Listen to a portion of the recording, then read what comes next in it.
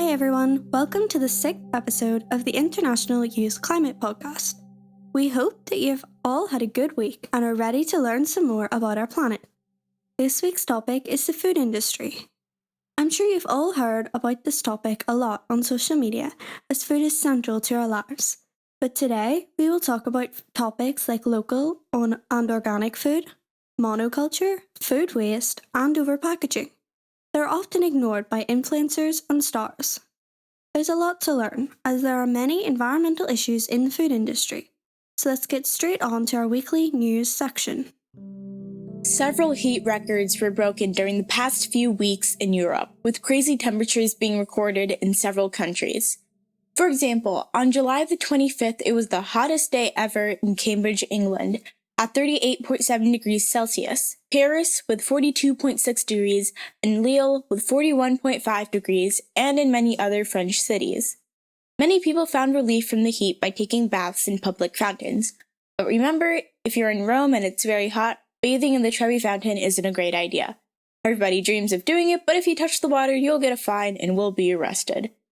Other records were broken in the Arctic Circle with an unprecedented wildfire season.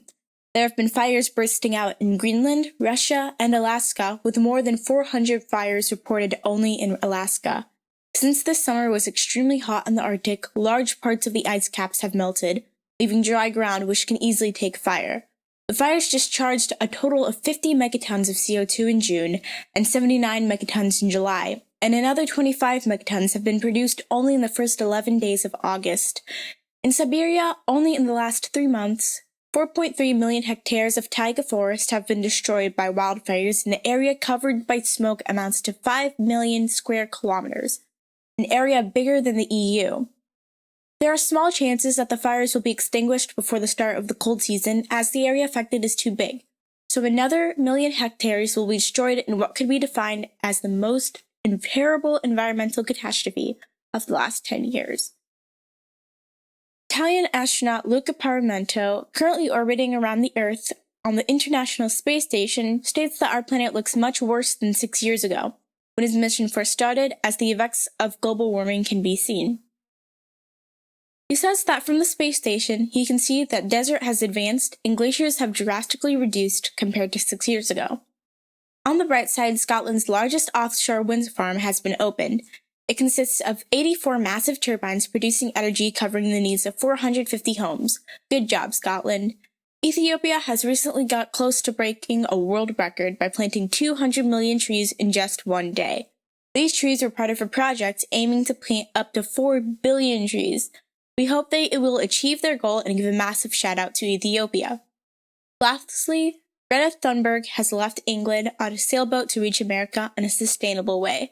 Have a nice trip, Greta. You slay. You can follow her trip from the tracker linked in the bio of her Instagram page. The Lausanne Declaration has been released. It includes the work of 400 climate activists who participated in the Lausanne summit and is a clear warning to all governments and companies who still try to ignore the emergency of the climate crisis. Well, that's our news from the last couple of weeks. The effects of the climate crisis can definitely be seen in the weather from the past few days, and we hope that now governments will see that this is a serious issue, that effects can be felt right now, and they will do something about it. Anyways, let's move on to today's first topic, buying local or seasonal foods versus food imported from other countries. Eating local food is incredibly beneficial to the environment. You may have heard something about this before, but what counts as local food, and how is eating local better for the environment? We'll start with the former question. The USA's 2008 Farm Act deemed a locally or regionally produced agricultural food product as a product that is sold less than 640 kilometers from the place that it was produced in, within the state it was produced in. Many consider local food that is grown or produced within a 160-kilometer radius. Local food is easily accessible at farmers markets, where much of the produce may also be organic. It can also be found in abundance at U-Pick operations, roadside stands, in community gardens, and at local restaurants. If you don't know where to look to find local food, and if you happen to live in the United States, one resource that can be utilized is localharvest.org, a website that helps users find local foods and farmers markets in their area. If you do not live in the United States, a quick internet search is sure to yield many results and can point you in the direction of a farmer's market near you. Local food is so much more beneficial to the environment than non-local food, primarily because of how much distance it must travel to get from farm to plate. When it comes to local food, the products must travel a shorter distance to reach your local grocery store or farmer's market, resulting in fewer emissions and less environmental impact. According to the Columbia University, in the United States, conventionally produced foods are often said to travel 1,500 miles from farm to plate. Which Parag, Senior Associate Director of the C.S. Mott Group for Sustainable Food Systems, found that conventional food distribution was responsible for 5 to 17 times more CO2 than local and regionally produced food. Of course, there's also the use of what happens prior to delivery. A 2008 study discovered that in the United States, transportation is only 11% of the problem in regards to food's greenhouse gas emissions. The final transport of food from the grocery store to or market to your home or to the restaurant accounts for a mere 4% of emissions. Mode of transport is part of the problem. Transport via rail or water is more efficient than travel by truck or plane. But food production has an even more severe impact, making up 63% of emissions. This percentage can vary based on farming practices and the amount of pesticides used. Eating local, however, is still an amazing way to cut back on emissions. If you'd like to go further than that, you may also consider beginning to grow your own products. All in all, eating local is a step on the correct path when it comes to individual actions. Eating local foods does seem to have a lot of benefits, and is quite easy. But what if you can't buy food locally? Well, buying organic foods is also a pretty good option. When a product is grown organically, farmers abstain from using pesticides, chemically formulated fertilizers, antibiotics, or growth stimulants. Organic foods and food products are never genetically modified either. In addition to being free of chemicals, an organic product is also grown in a way that is good for the environment. Indeed, organic agriculture reduces the use of non-renewable energy by decreasing the use of pesticides and chemical fertilizers. Plus, organic foods help curb climate change because organic farming practices allow the soil to absorb more carbon, lessening the greenhouse gas effect.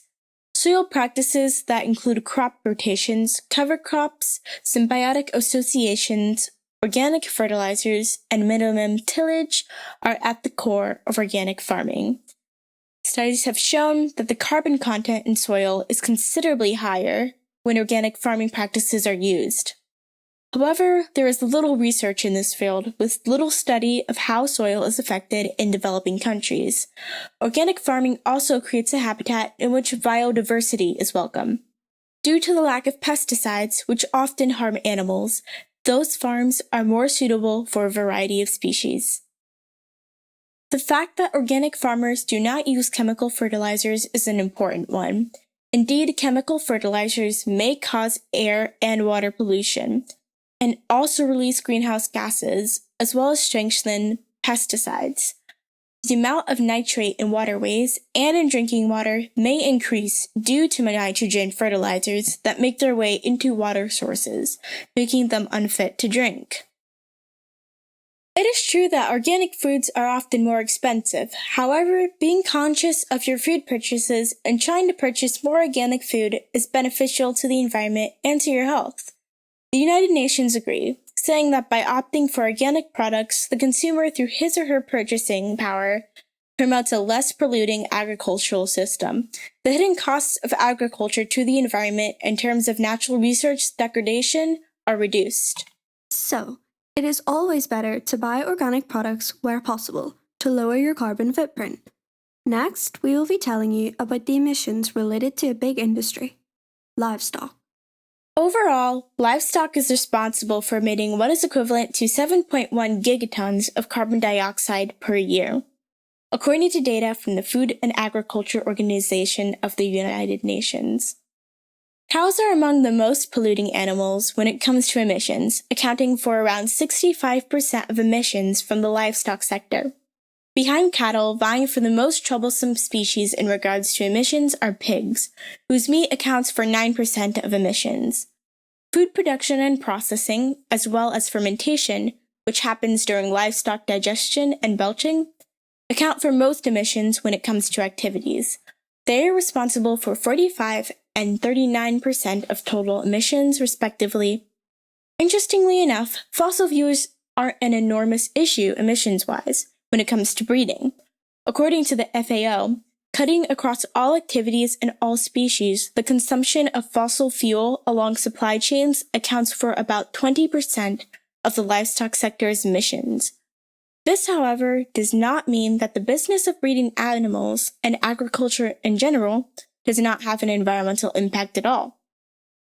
42% of agricultural emissions, indeed, come from animal agriculture in the United States, and livestock are responsible for between 14.5% and 18% of human-induced greenhouse gases worldwide. If you can, reducing the amount of meat and dairy products you eat, and instead of eating more fruit and veg, it can be very beneficial. That's what our next topic is about, so let's get straight to it. Fruits and vegetables have a smaller carbon footprint than meat and dairy products, due to what Michigan University calls inefficient transformation of plant energy to animal energy. Due to this fact, a vegetarian and a vegan diet are better for the environment than the one that is heavily based on meat. However, if you're not ready for a drastic lifestyle change, simply eating more vegetables and fruits as opposed to meat and dairy products can be beneficial. Per serving, carrots have a mere 0.07 pounds of carbon dioxide, while potatoes cut down the emissions even further, resulting in only 0.03 pounds of CO2. So simply by reducing your meat intake, even without becoming vegetarian, you can drastically decrease your carbon footprint. In addition, another switch that can be made is swapping beef with chicken, an alternative that has a smaller carbon footprint, and also results in the production of less methane. However, just because vegetables tend to be more environmentally friendly does not mean that there aren't exceptions to the rule. According to National Geographic, and then there's asparagus, at 8.87 it produces 6 times the amount of GHG than the next highest vegetable. That's higher than pork and veal, not to mention chicken, eggs, and milk. This is due to the fact that products requiring air freighting, because of their eat-by date, like the slender asparagus, tend to have a larger carbon footprint, as flying is worse for the environment than driving.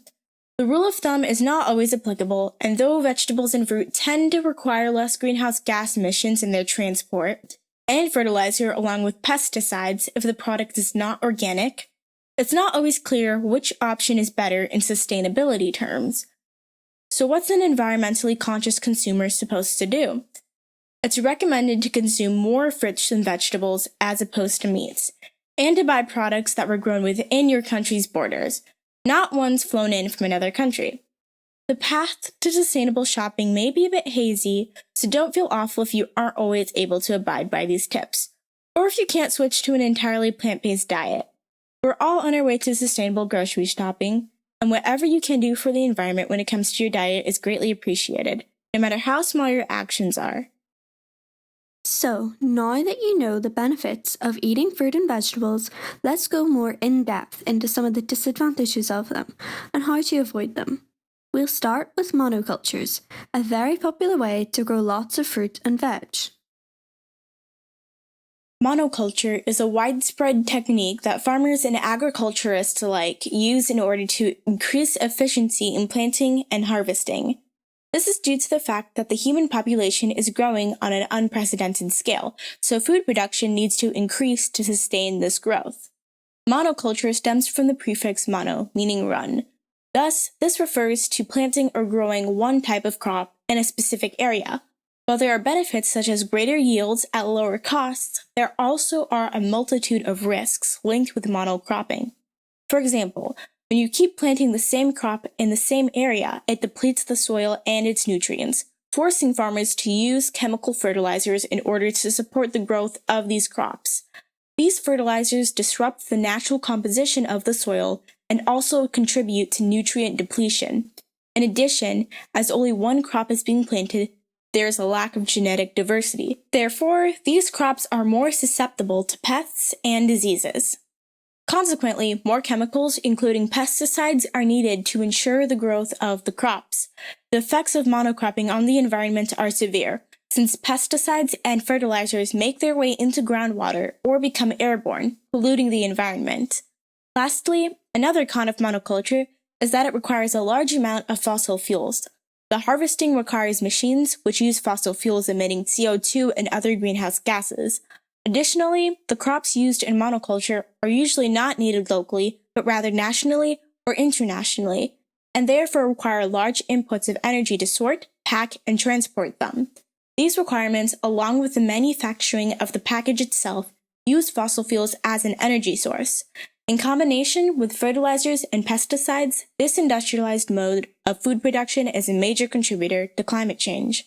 So, now you know one of the biggest problems in agriculture, but next we're going to talk about why another big problem you may already know a bit about, as it is a very serious problem that can also make monocultures more harmful: pesticides. Pesticides are substances used by farmers in order to increase the yield of their crops and keep them safe from harmful organisms. A pesticide is a substance used to kill, repel, or control any form of plant or animal life that is considered to be a pest. Pesticides include herbicides to destroy weeds and other unwanted plants, insecticides to control a wide variety of insects, fungicides used to prevent the growth of molds and fungus, disinfectants to prevent the spread of bacteria, and compounds used to control mice and rats. Due to climate change, there is a longer growing season and a warmer climate. Thus, pests and weeds are more likely to reproduce and grow. This leads to a large use of pesticides, which are responsible for harmful emissions that further exacerbate climate change. Therefore, this creates a vicious cycle, similar to a positive feedback mechanism. Pesticides are needed contributing to climate change acceleration. A report from the Intergovernmental Panel on Climate Change found out that about 30% of global emissions can be attributed to agricultural activities, including pesticides use. More than 200 million pounds of agricultural pesticides active ingredients are applied to California fields each year, including more than 40 pounds of fumigants, which are among the most pollutant pesticides. Fumigant use has been shown to contribute to nitrous oxide emissions, a greenhouse gas 300 times stronger than carbon dioxide, as you can remember from episode 1. Now, we've talked about many of the big problems in the production and transport of our food, but its impact on our planet doesn't stop once it reaches our homes. Next, we're going to tell you a bit about a major problem, which is also caused directly by us: food waste. Even if millions of people around the world suffer from malnutrition and die every day of starvation, food waste is omnipresent in industrialized countries. From farmlands to supermarkets and restaurants, indeed tons of food are thrown away as garbage even though they're perfectly edible.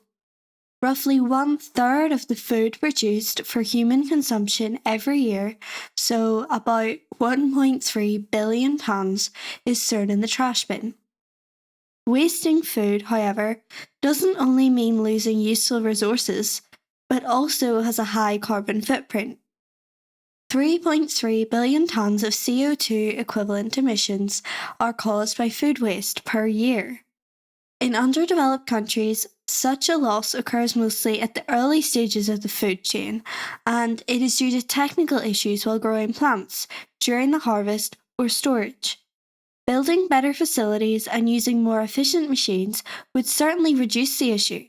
For example, Cold Hubs, a Nigerian company, produces a solar-powered refrigerator system, reducing the waste due to failures of the cold chain. The waste of foods in low levels of the food chain is also called food loss, other than to defective technology, to farmers overplanting in the case of eventual adverse weather, and to retailers' high aesthetic standards. Indeed, if fruits and veggies don't look good enough and have, for example, an irregular shape or texture, they're immediately thrown away. To stop food loss, governments should increase transparency in the food market, allowing farmers to know how many products of one kind will be produced worldwide and therefore prevent them from overplanting. In industrialized countries, on the other hand, most waste happens in higher levels of the food chain, and buyers are often responsible for it. 61% of food waste in Oceania and North America happens in consumers' houses. This phenomenon involves, other than customers, distributors, retailers, and restaurants.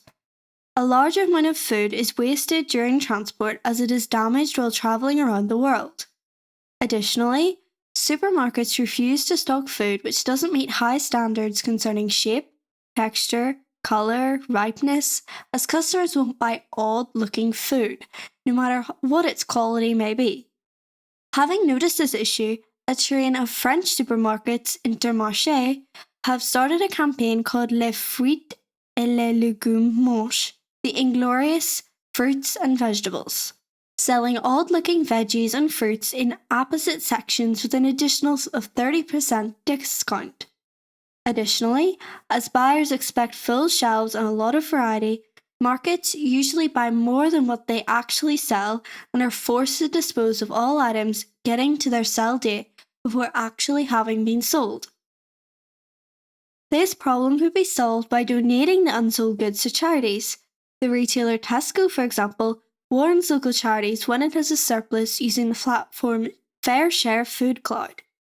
Also, more markets specialising in selling goods in surplus from retailers could be created. There are already a good few, such as Surplus and WeFood. Too Good To Go and Rescue Club instead are European apps finding restaurants and cafes selling excess food at a discount price. Another method to get rid of surplus in a sustainable way is to feed animals. This is one of the goals of the Pig Idea, an organisation feeding pigs with excess food. Another cause of food waste is that consumers often misinterpret the labels concerning a product expiry date and throw away perfectly edible food. In Europe, for example, best before simply indicates a guess on how long the product will last without losing a certain quality, but doesn't imply that it went bad. So always taste food to check whether it's edible before disposing of it. 10% of EU annual food waste is related to date labelling. In private homes as well as in restaurants, additionally, big quantities of cooked food are thrown away as they aren't immediately eaten. All-you-can-eats, for example, encourage customers to order more food than they can actually eat, and the leftovers are put in the trash bin. The same thing happens after many family meals. To reduce this kind of food waste, when you eat at home, you could simply put all eventual leftovers in the fridge and reuse them for another meal. If you're having lunch or dinner out, instead, you could ask the restaurant to put your leftovers in a small bag and bring them home. There are tons of things we can do to reduce food waste, but one of the most important ones surely is to carry out educational campaigns on this matter, teaching people how to organise their shopping better and how to understand date labels. Another way to limit the harm caused by food waste as individuals is to compost, as it reduces methane emissions. There are also apps created to reduce domestic food waste. Love Food Hate Waste, for example, helps you to organise your meals and your kitchen in order to minimise the waste. Love Your Leftovers instead collects recipes to reuse scraps. Oleo Food Saving app searches for neighbours to share your leftovers with, and FarmJob connects customers directly with farmers to ensure the most transparency in food production and delivery. Food waste certainly is a big problem, but it is also a problem that you can do something about right now.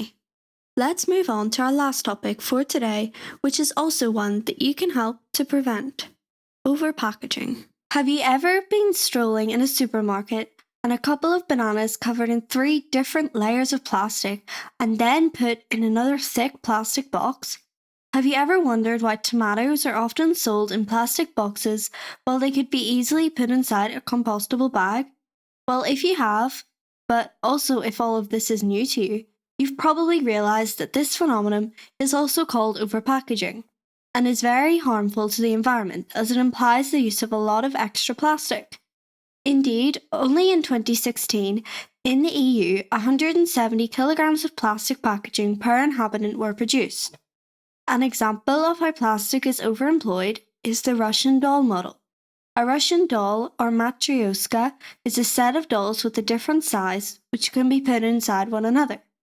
Many companies adopt such a model to pack food during transport. A huge package contains inside many other smaller packages, which may contain other smaller packages, and so on. Of course, using the Russian doll model, a big quantity of plastic is wasted, and knowing that only 50% of plastic produced on the whole is used more than once, you can imagine how much this is thrown away, polluting the environment. For similar reasons, online retailing is very harmful for the environment. Just in the USA, 165 billion packages are shipped every year, and the amount of cardboard used to protect them roughly equates to 1 billion trees. Luckily, some online retailers such as the Wally or Repacked ship their products in reusable boxes in order to reduce the carbon and pollution caused by overpackaging. Another shocking statistic concerns coffee takeaways. Just in the UK, 7 million coffee cups are thrown away every day, while it would be easier, less expensive, and more sustainable if people brought their own reusable coffee cup from home. Same goes for pre-cooked meals or takeaway salads. Most of them can be bought exclusively in single-use plastic bottles, increasingly the quantity of plastic thrown away every day. Fruits and veggies are also subject to overpackaging. It isn't unusual to see single bananas or peaches packed in a huge plastic box or already washed and cut salad in plastic bags. So, what can we do to reduce overpackaging? Well, we can avoid buying pre-cooked meals or pre-washed vegetables and fruits and choose instead unpacked ones. We can boycott overpacked food and contact companies to tell them why we're losing customers, hoping they'll adopt more sustainable strategies. That's the end of this week's podcast. I hope you've enjoyed it and learned something new. Maybe you could try out some of the tips in this podcast and make some changes to your eating habits. Have a nice day, and we hope you'll be back for our episode next week.